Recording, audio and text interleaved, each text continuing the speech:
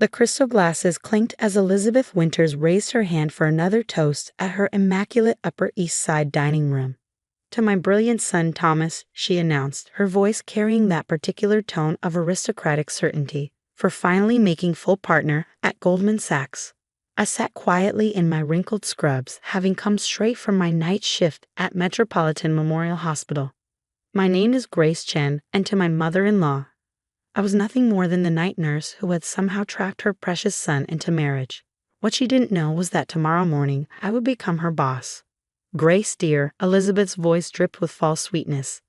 "Couldn't you have at least changed before coming to a family dinner? Those scrubs are hardly appropriate for a Winters family gathering." I could feel Thomas tense beside me.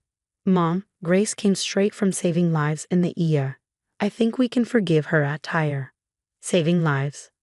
Elizabeth laughed, sharing a knowing look with her country club friends around the table. "Please, Thomas." She hands out aspirin and changes bedpans. "Let's not exaggerate." If she only knew that while working those night shifts, I'd been orchestrating the largest hospital acquisition in New York's history. My grandfather's healthcare company, which I'd inherited last year, had just completed a $2 billion takeover of the entire metropolitan hospital system, including the flagship hospital where Elizabeth reigned as chief of surgery. "Actually," I said softly, "I was assisting in an emergency thoracotomy tonight." The patient pulled through. Elizabeth waved her hand dismissively. "Anyone can assist. It takes real skill to lead a surgical department. Not that you'll ever know anything about that." I thought about the reports on my desk detailing Elizabeth's department's declining success rates, the complaints about her favoritism, the documentation of procedures billed but never performed. All evidence I gathered during my meaningless night shifts. "More wine, Grace?" Thomas's sister Amanda offered, trying to break the tension. She, at least, had always been kind to me. "No, thank you," I declined politely. "I have an early meeting tomorrow." Elizabeth couldn't resist. "Oh, is there a bed-making seminar at the hospital?" The table tittered with polite laughter. I caught Thomas's father, Richard, giving his wife a warning look. He'd always seemed uncomfortable with her treatment of me, though he never openly disagreed. "Something like that," I replied, thinking of the board meeting scheduled for 9 a.m. where the new ownership would be announced. I'd met Thomas 2 years ago when he came to the ER with a minor injury. Unlike his mother, he saw past titles and status. He fell in love with me, not my family's wealth or connections. In fact, I'd never told him about my inheritance or my grandfather's company. Like Elizabeth, he thought I was just a dedicated nurse working night shifts to help pay off student loans. "I still don't understand," Elizabeth continued, warming to her favorite topic, "why you insist on working those horrible night shifts. Thomas makes more than enough to support you. Unless," her eyes narrowed, "you're setting aside a little nest egg in case things don't work out." "Mom." Thomas protested, but she wasn't finished. "It's a valid concern, darling. The Winters family has certain standards, certain expectations, and frankly, a night nurse who can't even dress properly for dinner hardly meets them." I thought about my grandfather's last words to me. "Watch how people treat those they think are beneath them. It reveals their true character." He'd built his healthcare empire from nothing, starting as a hospital janitor while putting himself through medical school. "I just believe in earning my own way," I said quietly. Elizabeth snorted. "Earning? Please. Do you know what Thomas's bonus was this year? More than you'll make in a decade of changing bedpans." I did know, actually. Just as I knew that Metropolitan Memorial's surgical department under Elizabeth's leadership had the highest mortality rate in the city, a fact carefully hidden from public records but obvious to anyone with access to the real data. Speaking of earning, Elizabeth turned to address the table at large. "Did you know she refused to sign a prenup? Probably hoping to claim half of Thomas's fortune when—" "That's enough, Mom," Thomas cut in sharply. "I chose not to have a prenup because I trust my wife, and I'd appreciate it if you'd show her some respect." Elizabeth's face hardened. "Respect? She's a night shift nurse who married way above her station. The only thing I respect is your father's and my judgment in knowing this marriage won't last." The room fell silent. Even Elizabeth's sycophants looked uncomfortable.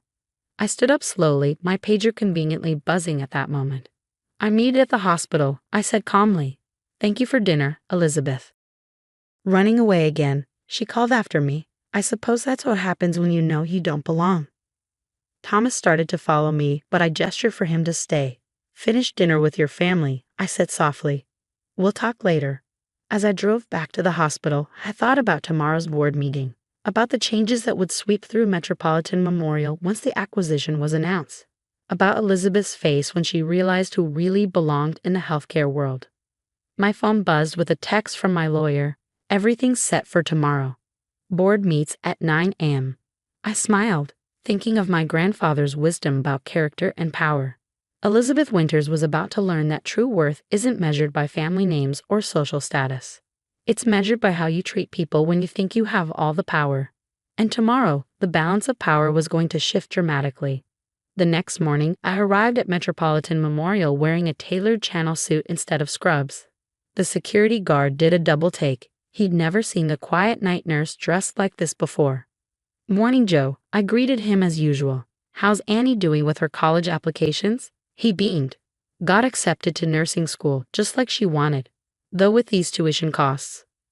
I smiled, thinking of the employee education fund I'd already planned as part of the hospital's transformation. Something tells me things are about to get easier. The boardroom was on the top floor with sweeping views of Manhattan. Elizabeth was already there, holding court among her allies, probably plotting which nurses to berate today. She barely glanced at me as I walked in. I believe you're in the wrong place, she said dismissively. The nurses' station is on the second floor. Actually, I replied, taking my seat at the head of the table, I'm exactly where I need to be. Before she could respond, my lawyer entered, followed by the hospital's current board members and several faces Elizabeth didn't recognize, executives from my grandfather's healthcare company. What's going on? Elizabeth demanded. Who are these people, and why is she sitting there? Board Chairman Stevens cleared his throat. If everyone could take their seats, we have some significant announcements today. First, my lawyer began, I'd like to introduce the new owner of Metropolitan Memorial Hospital System, Dr. Grace Chen, CEO of Chen Healthcare International. The room went silent. Elizabeth's face turned an interesting shade of pale. This must be a joke, she stammered. Not at all, I said calmly, opening my portfolio. Chen Healthcare has acquired the entire metropolitan system. As of 9 a.m. this morning, we own all 15 hospitals, including this flagship facility. But you're a nurse, Elizabeth sputtered. I'm also a licensed physician with an MBA from Harvard and a PhD in healthcare administration. I corrected her. The night shift nursing work was part of my evaluation of hospital operations. My grandfather believed the best way to understand a healthcare system was from the ground up. I began distributing folders to the board members. Inside you'll find detailed reports on each department's performance over the past 2 years. You'll notice some concerning patterns in the surgical department. Elizabeth's hands shook as she opened her folder. There it all was, the documented evidence of her negligence, favoritism, and fraudulent billing practices. This is absurd, she protested. You can't just come in here and... Actually, I can, and I already have. I projected a graph onto the screen. Under your leadership, the surgical department's mortality rate has increased by 40%. Patient complaints have tripled. Junior staff turnover is at an all-time high. Those numbers are accurate, I cut in. I've had 2 years to gather data, Elizabeth. 2 years of night shifts watching how this hospital really runs. 2 years of documenting every incident you covered up, every qualified candidate you passed over because they didn't come from the right social circle, every procedure you billed for but delegated to residents. The board members were flipping through their folders, faces growing increasingly grave. Elizabeth's allies were suddenly very interested in their phones. Dr. Winters, Chairman Stevens said heavily, these allegations are extremely serious. They're more than allegations, I corrected. The state medical board has already been notified, as has the insurance commission regarding the fraudulent billing. Elizabeth stood up so quickly her chair toppled backward. You planned this. All those nights working as a nurse, pretending to be some worthless nobody, you were spying on us. No, Elizabeth, I was doing exactly what you said I did, changing bedpans, assisting in surgeries, caring for patients. I just happened to be paying attention while doing it. I turned to address the full board. Metropolitan Memorial was once the best hospital in New York. My grandfather started his career here as a janitor, He believed in building healthcare systems that served everyone, regardless of their social status or connections. The next hour was a blur of revelations and resignations. Elizabeth was suspended pending investigation. Several of her allies quickly followed.